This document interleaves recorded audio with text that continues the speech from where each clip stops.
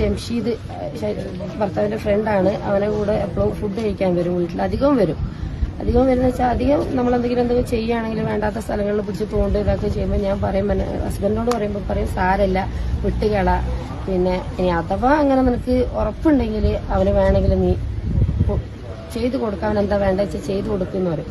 അങ്ങനെ കഴിഞ്ഞ 17-ാം തീയതി വൈകുന്നേരം ഒരു ഫുഡ് കഴിക്കാൻ വന്നിട്ടുണ്ടായിരുന്നു.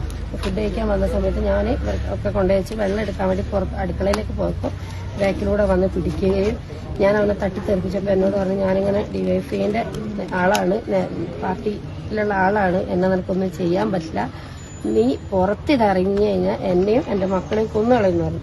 ആ ഒരു പേടി കാരണം ഞാൻ ഇക്കാനെ തട്ടിത്തെറിപ്പിച്ച് അവനെ തള്ളിയിട്ട് ഞാൻ ഓടിയപ്പോൾ ഇക്കാന്ന് വിളിക്കുന്നുണ്ട്.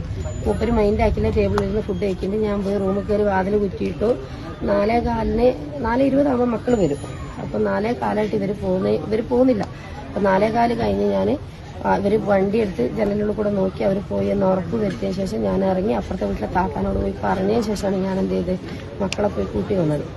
അപ്പോൾ ആ ഒരു വിവരം അറിഞ്ഞതുകൊണ്ട് ആണ് ഈ ഞായറാഴ്ച മൂപ്പര് വന്നിട്ട് ഞാനും അവിടെ സുഖമില്ലാത്ത ആ മനുഷ്യനുമായിട്ട് ബന്ധമുണ്ട്, എന്തൊക്കെയോ അനാവശ്യമായിട്ട് കണ്ടിട്ടുണ്ട് എന്നൊക്കെ പറഞ്ഞിട്ട് പരാതി കൊടുത്തിട്ടുണ്ട്. 2 പേരിലും പരാതി പോയിട്ടുണ്ട്.